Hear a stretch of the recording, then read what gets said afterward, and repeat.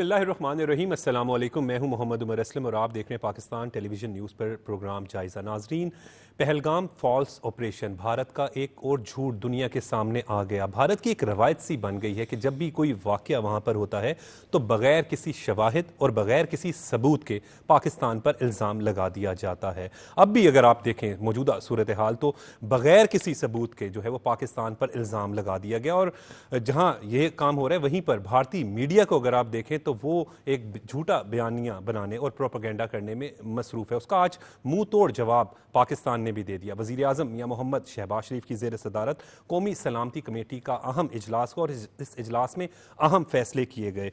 उन अहम फैसलों में सख्त इकदाम का जहां ऐलान किया गया, वहीं सिंध तास माहिदे को मुअत्तल करने की भारतीय कोशिश को जंग के मुतरादिफ करार दिया गया है। वाघा बॉर्डर फौरी तौर पर बंद कर दिया गया है और वापसी के लिए मोहलत 30 अप्रैल तक दी गई है। इसी तरीके से वीज़ा स्कीम के तहत तमाम भारतीय वीज़े सिवाय सिख यात्रियों के मनसूख कर दिए गए हैं। पाकिस्तानी फ़िज़ाई हदूद भारतीय एयरलाइंस के लिए बंद कर दी गई है, जबकि इस्लामाबाद में भारतीय हाई कमीशन की तादाद 30 अफराद तक महदूद कर दी गई है। भारत से तमाम तजारती सरगर्मियाँ बराह रास्त या तीसरे मुल्क के ज़रिए जो है फौरी मुअत्तल कर दी गई हैं। इस हवाले से पाकिस्तान ने बड़ा वाज़िया किया है कि अपनी खुद मुख्तारी पर किसी किस्म का कोई समझौता नहीं करेंगे और दुश्मन को मुंह तोड़ जवाब देंगे। आज इसी हवाले से बात करेंगे। स्टूडियो में हमारे साथ मौजूद हैं सीनियर सहाफ़ी तज्ज़ियाकार सलमान गनी साहब। सलमान साहब शुक्रिया वक्त देने के लिए। सीनियर सहाफ़ी तज्ज़ियाकार परवेज़ बशीर साहब, आपका भी शुक्रिया। सीनियर सहाफ़ी तज्ज़ियाकार सलीम शेख साहब, सर आपका भी बहुत बहुत शुक्रिया। सलमान गनी साहब, भारत की एक आदत सी बन गई है, रवायत सी बन गई है कि झूठ बोलो, इतना बोलो कि बस झूठ ही बोला जाता रहे। लेकिन अब दुनिया जो है वो बड़ी समझदार हो चुकी है, उन्हें पता है कि ये भारत की एक आदत भी है और एक ये ड्रामा करते हैं। देखो उमर, पहली बात तो है कि एक एलामिया है वो हकीकत पसंदाना भी है, जुर्रतमंदाना भी है और पाकिस्तान के 24 करोड़ आवाम के जज्बात और एहसासात की तर्जुमानी भी कर दी गई है। इसलिए कि जब भी भारत का इशू हो, भारत की जारियत का इशू हो या भारत का कोई और मामला हो, एक क्रेडिट मैं हमेशा मोदी साहब को देता हूँ कि उनका तर्ज अमल, चूँकि वो एक इंतहा पसंद और शिद्दत पसंद है, बिल्कुल। तो वो जब उनकी तरफ से कोई ऐसा इकदाम होता है तो पाकिस्तानी कौम बन जाते हैं जी। और आज जो सूरत हाल पाकिस्तान के अंदर तारी है, मैं समझता हूँ कि बर वक्त कौमी सलामती कमेटी का इजलास बुलाया गया और इस एलामिया के ज़रिए उनको मैसेज भी दे दिया गया कि जी आप जैसा करेंगे वैसा भरेंगे। इकदाम का आपने बता दिया। देखें, हमें ना थोड़ा सा समझने की ज़रूरत है कि ये नरेंद्र मोदी साहब कौन है और उनका एजेंडा गुजरात का कि आप देखें, जब ये पहली दफ़ा प्राइम मिनिस्टर बने हैं, इससे पहले अमेरिका, बरतानिया, कनाडा ये वहाँ ब्लैक लिस्ट थे जी। ये वहाँ जा नहीं सकते थे। इंटरनेशनल मीडिया इनको बुचर ऑफ गुजरात लिखता था। 2200 लोग इन्होंने कत्ल किए, वहाँ मुसलमानों को कत्लेआम किया।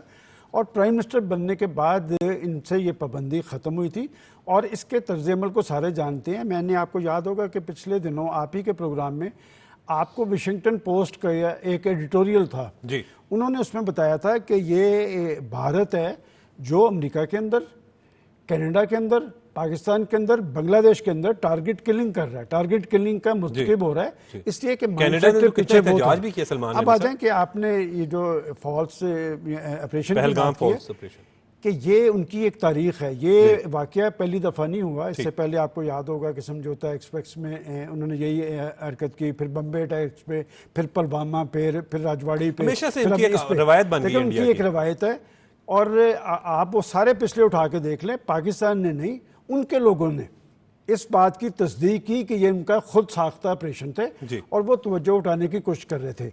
अब इस मरले पे उन्होंने ये काम क्यों किया है और इस जगह का इंतखाब क्यों कर किया है? पहली बात तो ये है कि ये पुलवामा के बाद इसका पहलगाम की जगह का इंतखाब, इस वक्त जब आप और मैं गुफ्तगू कर रहे हैं, उनकी 8 लाख फौज वहां पर मुसल्लत है। वो क्या कह रही थी? 400 किलोमीटर का फर्क है जी, 400 किलोमीटर। 8 लाख फौज जो है वहां पर उनके चप्पे चप्पे में मौजूद है। पहले तो जनाब उस फौज की नहली का उनकी गवर्नमेंट को पूछना चाहिए कि भाई कौन था, कहां से आया, क्यों कर किया। और अब वो ऐसी वीडियोज आ रही हैं जिसमें वो फौजी नजर आ रहे हैं। जब ये सारा मजमूम अमल हो रहा है तो वो उन्हें बता रहे हैं कि हम भारतीय फौजी हैं। तो ये ड्रामा ज़्यादा देर चलने वाला नहीं। अलबत्ता ये जो भारत है ये लातों का भूत है, बातों से मानने वाला नहीं। और मैं आपको थोड़ा सा ये बताऊं, अभिनंदन वाला वाक्य शायद भूल गए ना, जब अब इस दफा तो नहीं, आप अभिनंदन को छोड़ दें, आप कलभूषण तो अभी तक मौजूद है ना। ये दहशतगर्दी का सबसे बड़ा सबूत आपके पास कलभूषण की सूरत में मौजूद है। ये एक नेटवर्क था और दुनिया को हमने डोजियर्स दिए हुए हैं कि डोजियर्स उनके पास मौजूद है। जो पाकिस्तान ने इन्होंने जो हरकत की है, पाकिस्तान ने उसका सबूत दिया है। लेकिन जब मैं ये कहता हूँ ना कि लातों के भूत बातों से नहीं मानते, तो मैं आपको थोड़ा सा पीछे लेके जाता हूँ कि इन्होंने जब एटमी धमाके किए थे ना, तो इनका मतलब ये था कि शायद पाकिस्तान में कोई दमखम नहीं है। उस वक्त के पाकिस्तान के प्राइम मिनिस्टर थे नवाज शरीफ, और वो सेंट्रल एशियन कंट्रीज के दौरे पे थे। उनको जब वहाँ से बताया गया कि जी इंडिया ने एटमी धमाके किए, उन्हें वहाँ से ऑर्डर किया। उस वक्त के आर्मी चीफ थे जनरल जहांगीर करामत, और अपने साइंसदानों को कहा कि आप तैयारी करें, हमने करना क्या है ये मैं आके आपको बताऊंगा। और फिर परवेज साहब भी बैठे हैं, इन्हें बहुत अच्छी तरह मालूम होगा कि क्या कैफियत थी पाकिस्तान के अंदर। और मैं आपको एक तल्ख हकीकत भी बताऊं कि जब क्लिंटन साहब ने पाकिस्तान को 5 अरब डॉलर की पेशकश की थी कि हम पाकिस्तान की हर तरह से मदद करेंगे, और फिर कुछ इंसेंटिव उस वक्त के प्राइम मिनिस्टर के लिए भी था, लेकिन आप देखें उन्होंने खामोशी तारी रखी, उन्होंने एक माहौल बनाया। और माहौल बनने के बाद जब 5 एटमी धमाकों के जवाब में 6 एटमी धमाके हुए, फिर उनको जरूरत नहीं हुई। और फिर उन्होंने एक हरकत जो की थी 2019 में बालाकोट के मुकाम पे, इसी तरह का एक ऑपरेशन उस वक्त भी किया था, और 24 घंटे के अंदर पाकिस्तानी फौज और एयरफोर्स ने उनके वो जहाज जिन्होंने पाकिस्तानी सरहदों की खिलाफ वर्जी की थी, उन्हीं की सरजमीन पे दे मारे थे। मैं आखिरी बात ये कह रहा हूँ कि इस वक्त देखें, आज जरूरत पाकिस्तान के अंदर ये, फौज ने तो अपना काम करना है, देखें वो अपना काम अपनी तैयारी कर रहे हैं, ये हरकत जरूर करेंगे, इसलिए कि देखें उन्होंने जब ये काम किया है और जो ही ये वाकया हुआ है, आज मेरी इत्तला के मुताबिक वो सफीरों को ब्रीफिंग दे रहे हैं, ये 2-4 दिन सफारती महाज गर्म करेंगे, और ये जारियत तो नहीं कर सकते, ये दहशतगर्दी करवाएंगे।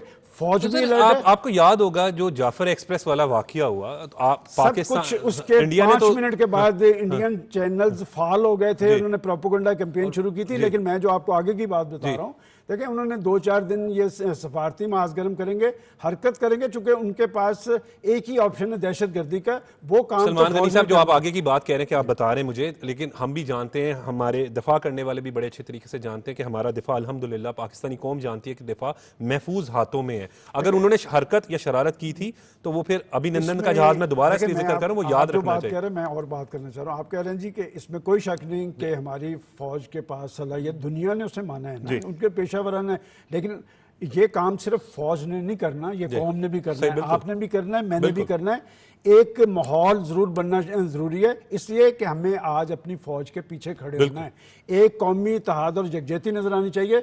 और ये काम हमेशा मोदी ने कर दिया कि हम कौम बन गए, मेरा ख्याल अगर वो जुर्रत करेगा ना तो मुंह तोड़ जवाब मिलेगा। और हमारे बहुत सारे उदाहरण भी मौजूद है, मुंह तोड़ जवाब देने के लिए भी हम तैयार हैं। परवेज बशीर साहब, देखिए जो एलामिया है जी, उसके अंदर बहुत सारी चीज़ें पोशीदा हैं जी। एक तो ये कि हम जो है जारियत का मुकाबला कर सकते हैं, साफ बात की है उन्होंने।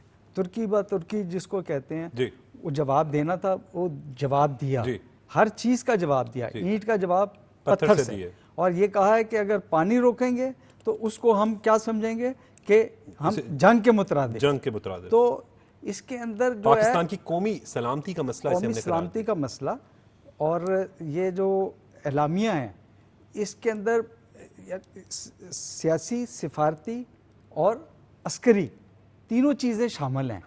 और आप ये कह सकते हैं कि आगे का जो हमारा जो भी कुछ भी है, देखिए वज़ीर दिफा ने बहुत जिसको कहते हैं जुर्रत, हिम्मत, जिसकी ज़रूरत हम कौम एज ए कौम, हम जिस चीज़ का हम सोच रहे थे कि हमें ऐसे इक़दामात करने चाहिए जी। ये आज की जो एलामिया है और प्रेस कॉन्फ्रेंस, उसमें दोनों चीज़ें शामिल हैं। मतलब ना तो किसी किस्म का कोई जिसको मसलहत की कोई बात की गई है, जिस तरीके का उन्होंने अमल किया है हमने उससे बढ़ के ही अमल किया है जी। और भरपूर जवाब दिया है। ठीक। और भरपूर जवाब देने की हम सलाहियत क्योंकि रखते हैं, सही। हमारे पास एटम बम भी है, एटमी हम सलाहियत रखते हैं जी। हम अमन के ख्वाह भी हैं, लेकिन हम किसी किस्म का जो ये जो जारियत जो है वो बर्दाश्त नहीं करता। आपने ये देखा होगा कि आपने कश्मीरी शहरियों को देखें, सही, वो क्या कह रहे हैं, यानी वो उस जगह पर खड़े होकर कह रहे हैं कि हमने तो आज तक कभी किसी सिख को नहीं मारा, किसी सयाह को नहीं मारा जी। तो आप झूठा इल्जाम, यानी वहाँ के लोग जो हैं खड़े होके कैमरे के सामने वो इंडिया की जो झूठा प्रोपेगेंडा है उसको रद्द कर रहे हैं। बिल्कुल ठीक। सलीम शेख साहब, इंडिया के ही लोग जो हैं वो भारतीय झूठे प्रोपेगेंडे के हकाइक बयान कर रहे हैं, और फिर पाकिस्तान से तो 400 किलोमीटर का फासला है, 7-8 लाख फौज वहाँ पे क्या करी। फिर भारत का हमेशा ही एक रवायत बन गई है कि झूठ बोलते हैं, इल्ज़ामात लगाते हैं, फिर बाद में हकाइक जो है वो खुलकर सामने आ जाते हैं। देखिए, ये जो सारा वाक़या हुआ ना, इसमें जो है पाकिस्तान के ऊपर अभी तक उन्होंने कोई बाज़ाब्ता इल्ज़ाम नहीं लगाया। अगर इल्ज़ाम लगाना हो तो उनको कोई हकाइक भी जो है वो पेश करने चाहिए थे, वो भी नहीं पेश किए। बस उन्होंने जो है एक कहा है कि हम ये इक़दामात कर रहे हैं बग़ैर किसी इल्ज़ाम और बग़ैर किसी उसके। अगर आप कल का जो उनका भारतीय मीडिया देखें तो भारतीय मीडिया के जो जर्नलिस्ट हैं उन्होंने जब फौरी ये वक़्वा हुआ तो उस वक़्त जो है वो बयान किया कि यहाँ पर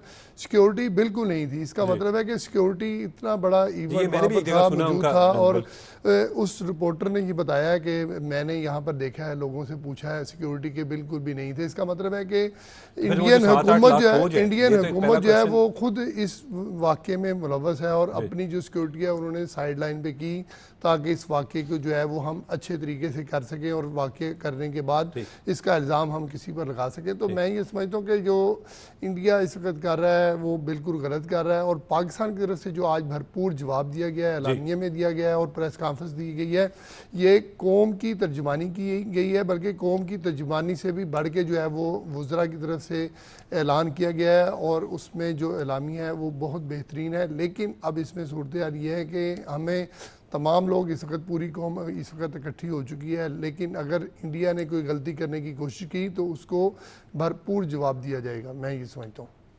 बिल्कुल ठीक है। अब आप अगर हम इस हवाले से देखें, पाकिस्तान की मुंतखब और अस्करी लीडरशिप ने जो लाया अमल बनाया है उसे कैसे देखें? देखिए, अभी मेरे भाई जो कह रहे थे कि उन्होंने पाकिस्तान का नाम नहीं लिया, वो सारे इक़दामात और इक़रार तो पाकिस्तान के खिलाफ है। सिंध तास मुआहदा जिसको वो मुअत्तल करने का ऐलान कर रहे हैं, अगर वो मुआहदा कोई पढ़ ले उसमें ये मौजूद है कि इसे मुअत्तल नहीं किया जाए, एक तरफा तौर पे मुअत्तल नहीं किया जा सकता, और वर्ल्ड बैंक इसका ज़ामन है। और पाकिस्तान ने इसीलिए कहा कि अगर आपने पाकिस्तान का पानी रोकने की कोशिश की तो ये ऐलान कौमी सलामती का मसला। मैं इसमें थोड़ा सा आपको बताऊं, जब हम कायदे आज़म मोहम्मद अली जिन्ना का जिक्र करते हैं ना कि उन्होंने कश्मीर को पाकिस्तान की शहर करार दिया था, आप ज़रा उस शख्स का माइंड सुने, उसने उस वक्त ये अंदाज़ा लगा लिया था चूँकि हमारा पानी कश्मीर से आता है, और ये जो जिस तरह की बात कर रहे हैं पाकिस्तान ने जवाब दिया कि जिसे ऐलान जंग समझा जाए। आपने चोरी के पानी पे अपने डैम्स बनाए हुए हैं, और अगर आप पाकिस्तान को कमज़ोर समझने की कोशिश कर रहे हैं तो ये एक बहुत बड़ी खाम ख्याली है मोदी साहब की। इंडिया को जिस चीज़ पे नाज है उसे पता होना चाहिए कि हम उसमें उससे पीछे नहीं हैं। और मैं आपको याद है, मैं आपके प्रोग्राम में एक बात कहा करता हूँ कि अगर पाकिस्तान का न्यूक्लियर प्रोग्राम और पाकिस्तान के मिसाइल टेक्नोलॉजी की अहमियत और हैसियत का किसी को पता है तो वो सिर्फ इंडिया को पता है। देखें, वो एक माहौल इसलिए तारी कर रहे हैं कि इस वक्त पाकिस्तान के अंदर मुख्तलिफ ममालिक से लोग विजिट पे आ रहे हैं, कभी अबू धाबी से लोग आ रहे हैं, कभी तुर्की के प्राइम मिनिस्टर साहब आए, प्राइम मिनिस्टर वहाँ पर गए। पाकिस्तान ने खित्ते के अंदर इसकी अहमियत और हैसियत बढ़ रही है। पाकिस्तान मुआशी हवाले से टेक ऑफ करने की पोजीशन में आया है। और सबसे अहम बात जो शायद अभी जिक्र नहीं किसी ने किया, ये जो 3-4 दिन पहले पाकिस्तान के नायब वज़ीर ख़ारजा का दौरा अफ़गानिस्तान है, ये बड़ा इंपॉर्टेंट है इसलिए कि मैं आपको बता दूं इसमें चीन का बड़ा रोल है। वो अफ़गानिस्तान जिसके बारे में वहाँ पर तालिबान इंतज़ामिया को लाने में पाकिस्तान का एक रोल था, आज उसकी अहमियत यह है कि वहाँ पर चीन उससे तजारती मुआहदे कर रहा है। रूस ने तालिबान इंतज़ामिया को दहशत गर्दों की फहरिस्त से खारिज किया है, अमरीकी ज़िम्मेदारान उसे मिल रहे हैं, और पाकिस्तानी जब फॉरेन मिनिस्टर वहाँ गए हैं तो उनका एलामिया ज़रा पढ़ के देखें। उन्होंने, मैं समझता हूँ कि इसहाक डार साहब ने बड़ी जहानत का सबूत दिया। उन्होंने एक तरफा बात करने के बजाय उन्होंने कहा कि 2 तरफा हमारी सरजमीन एक दूसरे के खिलाफ इस्तेमाल नहीं होगी, वो मौत है इंडिया की। इसलिए कि वो तो ये सोच रहा था, माजी के अंदर ये हामिद करज़ई और अशरफ गनी की हुकूमतें अलाकार थी उनकी, और पाकिस्तान ने एक बड़ा रोल अदा करके वहाँ पर अफगान इंतजामिया, तालिबान इंतजामिया बरसकदार आई। हम सिर्फ ये चाहते थे कि इस खत्ते के अंदर अमन हो, और पाकिस्तान की संजीदा कोशिशों और काविशों को ये इंडिया हजम नहीं कर पाया था। माजी के अंदर वो अफगान हुकूमतों को इस्तेमाल कर रहा था। मैं समझता हूँ ये कि एक बड़ी डेवलपमेंट जो अफगान सरजमीन पे हुई है, ये भी इंडिया को हजम नहीं हो पा रही। लेकिन ये बात ज़रूर है कि अभी इसमें कुछ और फोर्सेस भी इन्वॉल्व होंगी। हो नहीं सकता कि दो न्यूक्लियर पावर्स के दरमियान एक तनाव और टकराव की ये सूरत हाल हो, और इसमें इंटरनेशनल फोर्सेस कभी ये नहीं चाहेंगी। लेकिन ये बात मैं आपको बता दूं, आपने पिछले दिनों ओवरसीज कन्वेंशन में पाकिस्तान के सिपह सलार का जो खिताब था, वो दरअसल उनके लिए पैगाम था, जिसमें उन्होंने कश्मीर की बात की थी कि कश्मीर पाकिस्तान की शहरक है, और कश्मीर के हवाले से अपने असूली मौक़िफ़ से हम हट नहीं सकते, डट सकते हैं। लिहाजा बहुत सारे अवामल ऐसे हैं जिसने नरेंद्र मोदी साहब को, उनकी हुकूमत को खौफजदा करके रखा है, और ये मामला उन्होंने इसलिए उठाया कि एक दफ़ा दहशतगर्दी का इशू, तो मैंने आपको बता दिया भाई दहशतगर्द तो तुम्हें अमेरिका ने, कनाडा ने, बरतानिया ने डिक्लेयर किया था जब तक आप प्राइम मिनिस्टर नहीं बने थे। लिहाजा पाकिस्तान तो खुद दहशतगर्दी का शिकार है। कुलभूषण यादव का जिक्र बहुत जरूरी है। इससे बड़ा तो सबूत मौजूद है ना। बलूचिस्तान के अंदर BLA को आपकी सपोर्ट मौजूद है, इंडिया से आ रही है। लिहाजा कोई परेशानी, दहशतगर्दी के सलमान गनी साहब कोई भी वाकया हो तो उसकी कड़ियां जो है इंडिया से जाके मिलती हैं। परेशानी की जरूरत कोई नहीं है। जिस तरह आज कौमी सलामती कमेटी के इजलास में मैं समझता हूँ कि बर वक्त एक सर जोड़े हैं, एक मैसेज उन्हें दे दिया है। हमें जो करने वाला काम है कि वो कौमी जज्बा और वलवला पैदा होना चाहिए, और इंडिया के लिए इतनी बात ही बहुत होगी। जब आप उन्होंने देखा ना ये इकट्ठे हैं, तो ये एक बहुत बड़ा मैसेज होता है। पाकिस्तान पर जारहियत मुसल्लत करने की पोजीशन में वो नहीं है। बिल्कुल। और भारत पाकिस्तान से खौफजदा है परवेज बशीर साहब। खौफजदा क्यों ना हो, हमारे पास ऐसे ऐसे हथियार मौजूद हैं। ये नहीं, हम माशी तौर पे भी हम मुस्तहकम हो रहे हैं। माशी तो अभी जो जिक्र किया है, खारजा पॉलिसी को देखें आप, इस वक्त बहुत सारे ममालिक जो हैं वो पाकिस्तान की तरफ राग़िब हो रहे हैं, रजू कर रहे हैं, और अच्छे ताल्लुकात, वो जो ताल्लुकात में ख़राबी पैदा हो गई थी वो बेहतरीन ताल्लुकात हैं।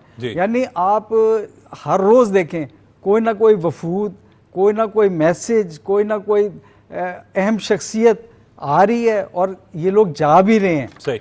देखें, हमने एलामिये में एक चीज़ का जिक्र नहीं किया, वो है शिमला मुआहिदा।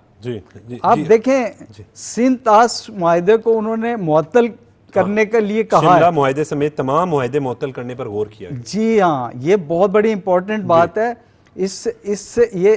इसकी जद जो है उनके मफादात पे डायरेक्ट लगेगी, क्योंकि इस वक्त हमारे ताल्लुकात अच्छे हैं, स्ट्रेटेजिक जो है हमारी अहमियत बहुत है। ठीक। और अगर शिमला मुआहिदे को मुअत्तल कर दिया जाता है और फिर हम जाते हैं UN में दोबारा और किसी ऐसे फोरम पे जाते हैं, तो एक लेने के देने पड़ जाएंगे उनको।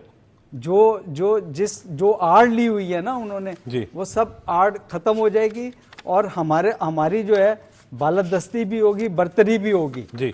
तो वो जो आपने कहा है कि जी डरता किससे है, तो डर तो अभी जो यहाँ पर जो 2019 में जो हुआ है, जी, जो हमने करके दिखाया, जी, हमने उसके अंदर जो है घुस के मारा है हमने। जी, और बिल्कुल। किसी किस्म का कोई लिहाज नहीं किया। जी। तो अगर कोई इस तरह की नौबत आती है तो हम लोग हर चीज के लिए तैयार हैं। जी। और पूरी कौम तैयार है। जी। इस मामले में ना कोई सियासत चलेगी। जी। और तमाम कौम जो है वो इकट्ठा होके दिखा रही है, दिखाएगी। बिल्कुल बिल्कुल। हाँ, इसके अंदर कोई शक व शुबे वाली बात बिल्कुल। और पाकिस्तान ने हमेशा ही, सलीम शेख साहब, भारत को मुंह तोड़ जवाब दिए। बिल्कुल। देखें, हमारे पास जो है ना, वो जिस तरह पहले भी कहा गया है कि हमारे पास जो है एटमी ताकत भी है, मिसाइल की ताकत भी है, और फिर ईमानी ताकत भी है, और फिर हम जो है वो राइट पर भी हैं। हमने कभी कोई गलती नहीं की है। अब भी जो इंडिया ने ये हरकत की है वो गलती की है। अगर ये इंटरनेशनल फोरम पे ये चीज़ उठाई जाएगी तो कहीं भी जो है वो ये साबित नहीं कर सकेगा कि पाकिस्तान इसमें कहीं भी इन्वॉल्व है। जब पाकिस्तान इन्वॉल्व नहीं है तो फिर ये जो मुआहिदा जो है सिंध ताश, ये इसको कैसे वो रोक सकते हैं? आबी जारियत किस तरह कर सकते हैं? पानी का अगर ये मामला रोकेंगे तो फिर हमारे पास भी है कि हम जो दो तरफा मुआहिदे सारे हैं उनको हम रिविज़िट कर सकते हैं, उनको हम ख़त्म कर सकते हैं। अगर हम भी ख़त्म कर देंगे तो फिर जो इंडिया के साथ जो मामला हैं वो इंडिया को भी उसको मुंह की खानी पड़ेगी। तो लिहाजा अभी इंडिया ने जो कोशिश ये की है, इससे मैं ये समझता हूँ कि इंडिया को अपना ये स्टेप बैक उसको लेना पड़ेगा। अगर उसने स्टेप बैक ना लिया तो फिर हो सकता है कि जिस तरह ये कहा गया है कि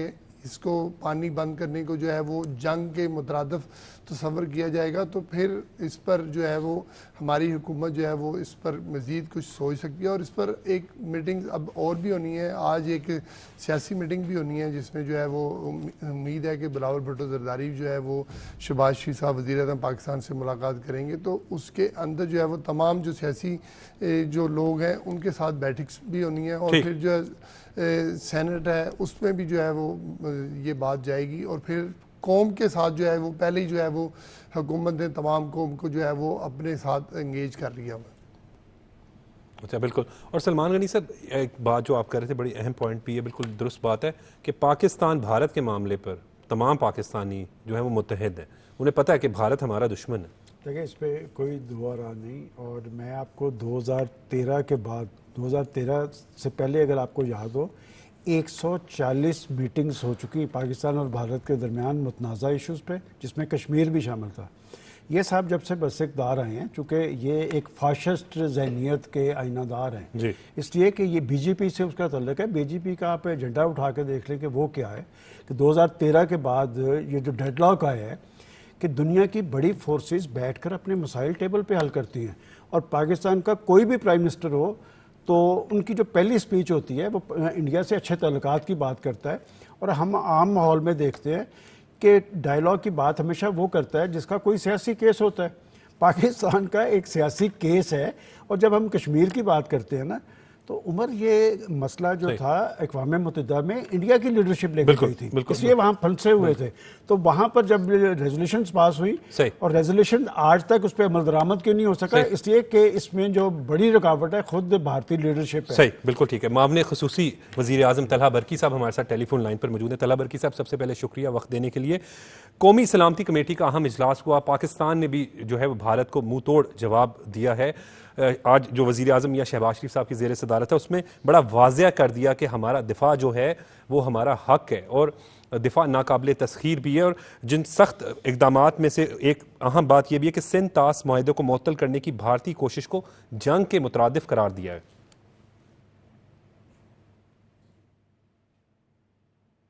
तलहा साहब, आवाज़ आ रही है? जी उमर साहब, बिस्मिल्लाहिर्रहमानिर्रहीम। मैं सबसे पहले सलमान गनी साहब, परवेज़ बशीर साहब और जो हमारे मेहमान इस वक्त प्रोग्राम में मौजूद हैं और तमाम व्यूअर्स को सलाम मेरा। उमर साहब, आपने ये जिस प्रोग्राम पे आज हमें बुलाया है, दावत मदू किया है, ये एक इंतहाई अहमियत का हामिल और आज के लिए हमारे लिए तो ये एक आप समझें ज़िंदगी और मौत का ये मसला है इस वक्त। और आप ये देखिए कि किस भोंडे तरीके के साथ भारत में एक वाकया पेश आता है और उसके बाद पाकिस्तान पे इल्ज़ामात की जो है वो बारिश कर दी जाती है। मैं सबसे पहले अपनी तरफ से तमाम अपने पाकिस्तानी कौम की तरफ से जो वहाँ पे जानी जिन लोगों का नुकसान हुआ है, हम सब उनके गम में बराबर के शरीक हैं। और दुनिया में कहीं पे भी इंसानियत का अगर एक भी नुकसान होता है तो वो नुकसान जो है वो पूरी इंसानियत का होता है। लेकिन यही वाला फ़लसफ़ा जो है वो आज़ाद कश्मीर, जो कश्मीर में और फ़लस्तीन में जो बेगुनाहों का खून बहाया जाता है, उधर भी ये पूरी दुनिया को इसी तरीके से इसको लेना चाहिए कि वो भी इंसानियत का जो जुल्म ढाए जा रहे हैं उस पर भी मौक़िफ़ आने चाहिए हर तरफ से। उमर साहब देखिए, सबसे पहली तो ये बात है कि ये वाक़या जिस वक्त पेश आता है तो अभी मेरा ख्याल है कि इसकी मुकम्मल तहकीकात होने से पहले ही पाकिस्तान पे इल्ज़ामात की बारिश कर दी गई। और ये क्यों किया जा रहा है? ज़ाहिर ऐसा लगता है कि पाकिस्तान, आपको कुछ दिन पहले भी एक प्रोग्राम में याद होगा जब ये बात हुई थी कि जब बिजली की कीमत कम हुई तो उस वक्त भी आपको याद है कि मैंने एक बात की थी कि इसका जो सबसे ज़्यादा गम होगा वो हमारे हमसाए मुल्क में उस मोदी की हुकूमत और उसके कारिंदों को होगा जो ये चाहते हैं कि पाकिस्तान में ना अमन आए और ना ही पाकिस्तान कभी तरक्की करे। तो मैं ये समझता हूँ कि हमारा जो आज का मौक़िफ़ है ये भरपूर तरीके से उनको पैगाम चला गया है। और इसमें जो सबसे अहम चीज़ है उमर साहब वो ये है कि कश्मीर और कश्मीरियों की जो इखलाकी और सियासी हमायत है वो इंशाल्लाह पाकिस्तान की अवाम हम सब करते रहेंगे और वो हमारा हक है। लेकिन जो मोदी सरकार ने जो ये समझा है कि पाकिस्तान को ये पानी के ऊपर या हमारे ऊपर कोई और तरीके से जहरियत करेगा या इल्ज़ामात लगाएगा, तो इसका जो पैगाम हमारी सलामती कौंसिल ने दिया है वो बड़ा वाज़ेह है। और उसके अंदर ये वाज़ेह पैगाम है कि जैसा एक कदम अगर पाकिस्तान के खिलाफ उठेगा तो उसका भरपूर तरीके से जवाब दिया जाएगा। मैं तो बस ये कहूँगा कि जो चाहे तब आपको याद है कि जब इनका तब आया था एक बंदा अभिनंदन को, अब इस दफा तला बरकी साहब इस दफा चाय नहीं पिलाई जाएगी, इस दफा फिर मुंह तोड़ जवाब दिया जाएगा। नहीं, इस दफा उसको इस दफा ये बताना है कि चाय भी थर्मस में अपनी लेकर उड़े वहां से, क्योंकि इस दफा हर दफा जो है वो चाय नहीं पिलाई जाएगी। तो जब आया था तो उसका क्या तरीका था और जब वो गया था, तो इनको यही याद रख लेना चाहिए। एक ही चीज समझदार के लिए बहुत होती है। उमर साहब जो बड़े घटिया से दुश्मन होते हैं ना देहातों के अंदर भी, उनका एक बड़ा मशहूर होता है कि ये सलमान गनी साहब और ये मेरे बड़े भाई जो बैठे हैं ये चीज को कि वो कई दफा अपने मेहमान को बुला के ना अपने घर में अपने कमरे में अपनी चारपाई पे सुला के उसका नुकसान कर देते हैं कि दूसरे के ऊपर 302 का मुकदमा डाल दिया जाए। तो भारत ने वो एक घटिया सी सोच की अक्कासी की है कि पाकिस्तान का, क्योंकि उनको पता है कि मौजूदा गवर्नमेंट, हमारे सिपाही सालार साहब और पूरे पाकिस्तान की कौम और इस चीज की वाज़ेह जो निशानियां आ रही हैं कि पाकिस्तान अल्हम्दुलिल्लाह टेक ऑफ की तरफ जा रहा है। तो उन्होंने बज़ाहिर यही लगता है कि उन्होंने अपना एक मंसूबा बनाया कि शायद उनकी सियासत में, क्योंकि वो एक डिक्लेयर्ड जो है वो खुद दहशतगर्द है मोदी जो है, और वो डिक्लेयर्ड, और हमारी इस वक्त जो हमारी क्यादत है माशाल्लाह वो प्रोग्रेसिव है। और जो प्रोग्रेसिव क्यादत होती है उसको कोई इस तरह के ड्रामे रचाने की जरूरत नहीं होती। वो अपनी इकोनॉमी को, अपने लॉ एंड ऑर्डर को, अपने मामलात को एक टीम वर्क के तहत जो है वो ठीक करते हैं। तो ये मोदी ने अपनी एक घटिया, मेरा ख्याल है, अपनी सोच ये कासी की है, अपनी पॉपुलैरिटी एक उसने लेने के लिए, सस्ती शोहरत लेने के लिए ये ड्रामा रचाया है। तो इस ड्रामा को मेरा नहीं ख्याल कि ये 2 दिन या 3 दिन से ज्यादा चल पाएगा ये ड्रामा। बिल्कुल बिल्कुल। तलहा साहब आपने एक बड़ी अहम बात की कि जब पाकिस्तान माशी तौर पे मुस्तहकम हो रहा है वज़ीर आज़म शहबाज शरीफ की क़यादत में, तो तब ये किया गया, क्योंकि बिल्कुल आपकी मुझे बात याद है जब बिजली की कीमतों में कमी की गई थी तो आपने कहा था कि इसका गम भी मनाया, जहां हम खुशी मना रहे थे वहीं पर गम इसका जो है वो भारत में मनाया जाएगा। तो शायद मोदी भी समझ चुका है कि पाकिस्तान तरक्की की राह पर गामज़न है, अब किसी न किसी तरीके से उसने कोई साजिश करनी थी, तो ये सारा ड्रामा जो है वो किया गया।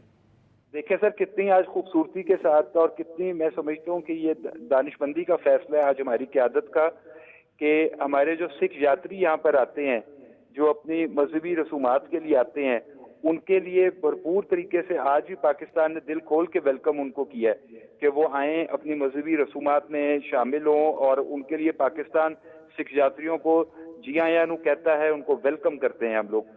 लेकिन ये एक शख्स की एक अक्कासी है उसकी सोच की, जिसका नाम मोदी है, और उसको मतलब ये कौन सी मुश्किल बात है, कोई बच्चा भी अगर इंटरनेट पे नाम उसका लिखता है तो उसके आगे जो है वो आ जाता है कि ये हजारों लोगों का जो है कातिल है मोदी। तो मैं दोबारा अपनी बात दोहराऊंगा कि एक भी जानी नुकसान जो है वो चाहे कश्मीर में हो, चाहे फलस्तीन में हो, और चाहे दुनिया के किसी खत्ते में भी हो, पाकिस्तानी कौम और हम सब उस पे अफसोस का इजहार भी करते हैं और उन खानदानों से भी अफसोस का इजहार करते हैं जिनका वहां पे ये जानी नुकसान हुआ है। लेकिन अगर मोदी, उसकी एस्टेब्लिशमेंट या कोई ये सोचे कि पाकिस्तान की तरफ कोई आंख उठेगी तो वो आंख निकाल दी जाएगी। अगर कोई सोचे कि कदम उठेगा तो वो कदम और वो हाथ तोड़ दिए जाएंगे। और मैं आपको एक और बात बताऊं उमर साहब, ये अगर इनकी ये मोदी सरकार की या इनके जो एस्टेब्लिशमेंट है उनका ये ख्याल होगा कि पाकिस्तान बटा हुआ है इस वक्त, तो मैं ये वाज़ेह पैगाम देना चाहता हूं कि जब भारत का नाम आएगा, जब भारत से जंग की बारी आएगी, तो सबसे पहले मैं ये बता दूं कि ये पाकिस्तानी कौम एक पाकिस्तानी झंडे के नीचे एक सिपाही सालार और उनकी तमाम अफवाज के शाना बिशाना खड़े होके चाहे वो बच्चा हो, चाहे नौजवान हो, चाहे वो बुजुर्ग हो। उमर साहब, मैं आपको एक मिसाल दूं, मेरे वालिद साहब 1988 में पाकिस्तान आर्मी से रिटायर्ड हुए थे। इस वक्त उनकी एज 80+ में है। तो आज सुबह वो मेरी वालदा को बैठ के कह रहे थे कि मुझे आज भी अगर मौका मिले तो मैं दफाई महाज पे जाके कमरे में बैठ के सिर्फ कागज और पेंसिल पे बैठ के काम कर दूंगा और अपनी फौज का साथ दूंगा। तो जब ये जज्बा होता है तो ये ना सोचे कि हम बटे हुए, हम बिल्कुल सियासी तौर पे बटे नहीं हुए। सियासी तौर पे इस मौजू के ऊपर तमाम सियासी पार्टियों के जो कारकुन हैं वो अफवाज पाकिस्तान के साथ होंगे। तलहा साहब, सबसे इंपॉर्टेंट बात, एक और भी बात है जहां आप ये बात करें कि हमारी फौज हमारा फख्र है। ये जो बात आप करें, पूरी कौम मुत्तहद है और हमें अपने सिपह सलार पे फख्र है और हम जानते हैं कि हमारा दिफा, जो वतन का दिफा है, वो महफूज हाथों में। सर, मैं इसीलिए आपको कह रहा हूं ना कि इस दफा चाय की थर्मस उसको अपनी लानी पड़ेगी। इस दफा वो ये ना सोचे कि उसको यहाँ पे चाय भी मिलेगी, वो अपनी थर्मस वहां से लेके उड़े पाकिस्तान की तरफ उसने आना है तो। और दूसरी बात यह है कि एक बार फिर हम दोहराएंगे कि पाकिस्तान की लीडरशिप, पाकिस्तान की कौम, सर हम अमन के ख्वाह हैं। हमें दहशतगर्दी का पता है कि सर इसका नुकसान क्या होता है। हम ये दहशतगर्दी बलूचिस्तान में और दूसरे हमारे कुछ जगहों पे हम फेस कर रहे हैं और हमें ये भी पता है भारत से मिलती हैं हमेशा जब भी दहशतगर्दी के वाक़यात। हमें ये भी पता है कि जिंदा मिसाल पकड़ के कलबोशन की सूरत में पाकिस्तान के इदारों ने दुनिया को दिखाई कि ये देखें भारत का वो मकरूह चेहरा कि वो दूसरों के मुल्कों में स्पॉन्सर्ड दहशतगर्दी करता है, पैसे देके दहशतगर्दी करवाता है। लेकिन ये सारी बातें एक तरफ सर, लेकिन ये बात पक्की है कि ईंट अगर पाकिस्तान की तरफ सर कोई भी मैली आंख उठाएगा तो उसको अपना अंजाम याद रखना चाहिए। जी, बहुत बहुत शुक्रिया। तलहा बरकी साहब हमारे साथ मौजूद थे और बिल्कुल बात ठीक की उन्होंने कि हम मैली आंख कोई भी अगर हमारी तरफ देखेगा हम आंखें निकालना जानते हैं। देखिए, एक अंग्रेज़ मुर्रख ने कहा था कि जंग से बचने का बेहतरीन तरीका जो है वो जंग की तैयारी है। क्योंकि जब आप जंग के लिए तैयार हों तो ये दुश्मन के अज़ाइम पर असरअंदाज होता है, ये जज्बा और वल्वला। और मैं समझता हूँ कि जो कैफियत ख़ुद भारत ने पाकिस्तान पे तारीख की है, इसने एक तो हमें कौम बना दिया है कि अस्करी क़ुव्वत की एक अपनी अहमियत होती है, लेकिन ये जज्बा और वल्वला जब फ़ौज के पीछे खड़ा होता है तो हमेशा कौमें और मुल्क जो है फ़तह याब होते हैं। मैं एक बात और कहना चाहता हूँ कि ये एक मौका है कि पाकिस्तान के अहले सियासत को भी नविश्ता दीवार पढ़ना चाहिए और पाकिस्तान के अंदर जज्बा और वल्वला पैदा करने के लिए अपना एक पॉजिटिव रोल अदा करना चाहिए। इससे उनकी इज़्ज़त व तकरीम में इजाफा होगा।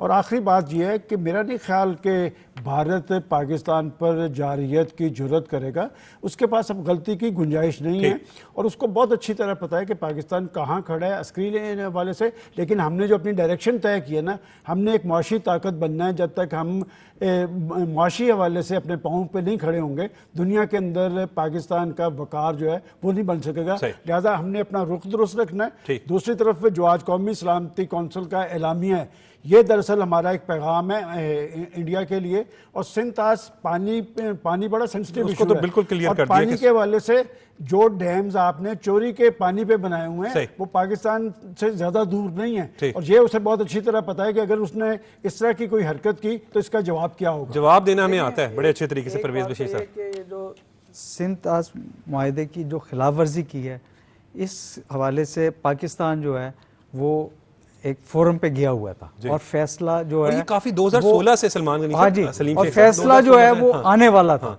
तो ये फैसला आने वाला तो उससे पहले उन्होंने कहा कि अपनी बचत कैसे की जाए, तो उन्होंने इसको रुख को मोड़ा है। पानी नहीं रुकेगा, पानी नहीं रुकेगा, ये तो खैर ऐसी उनकी भड़क है। दूसरा ये कि देखें, अब वजीर दिफा कह रहे हैं कि ये जिस तरह इन्होंने कहा है कि वो जुर्रत नहीं कर सकता, तो दहशतगर्दी जो है ना शहरों में, उसके लिए हमें खुद भी तैयार रहना चाहिए। कि वजीर दिफा कह रहे हैं कि मेरी जो मालूमात हैं, वजीर दिफा की जो मालूमात हैं कि ये शहरों में दहशतगर्दी पहले ही कर रहा था, पहले ही बहुत सारी जगहों पे कर रहा था। अब ये मजीद ये करने की मतलब ये साजिश कर रहा है या कोशिश कर रहा है जो इतला पहुंच चुकी है।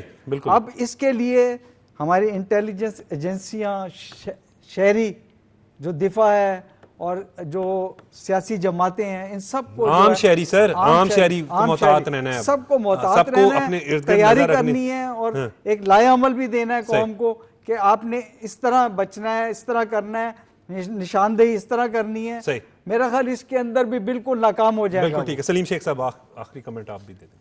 देखिए जिस तरह परवेज साहब ने कहा ये बिल्कुल दुरुस्त है, क्योंकि इसके अगर आप देखें हमारे बलूचिस्तान में KPK में कई वाक़यात ऐसे हुए हैं जिसके जो ताने बाने जो हैं वो सारे भारत से उनकी खुफिया एजेंसी राह से जाकर मिलते हैं। उसके कई जगहों पर हमने सबूत भी पेश किए हैं, लेकिन वो क्योंकि मैं ना मानो वाली बात करता है तो लिहाजा अब फिर उसकी यही कोशिश होगी। और मैं ये समझता हूँ कि इस कोशिश को हमने सब ने मिलकर नाकाम बनाना है और इसमें सबसे बड़ा जो किरदार होगा वो हमारे सिक्योरिटी इदारों का होगा, क्योंकि उनके पास ये अथॉरिटी होती है। हम जो पाकिस्तानी कौम है उनके पास जहाँ तक इंफॉर्मेशन होगी वो अपने इदारों को देके तो हमें किसी बड़े साने से जो है वो महफूज रख सकते हैं। बिल्कुल ठीक है। बहुत बहुत शुक्रिया सलमान गनी साहब, आपने अपना कीमती वक्त दिया। बहुत बहुत शुक्रिया परवेज़ बशीर साहब, आपने अपना कीमती वक्त दिया। बहुत बहुत शुक्रिया सलीम शेख साहब, आपने भी अपना कीमती वक्त दिया। नाजरीन, आज के प्रोग्राम में एक चीज़ तो बड़ी वाज़िया है कि पूरी पाकिस्तानी कौम भारत के ख़िलाफ़ मुत्तहद है। भारत ने अगर पाकिस्तान की तरफ मैली आंख से देखा तो वो आंखें हम निकाल लेंगे। आज के प्रोग्राम के लिए बस इतना ही। मुझे इजाज़त दें। देखते रहें पाकिस्तान टेलीविज़न न्यूज़।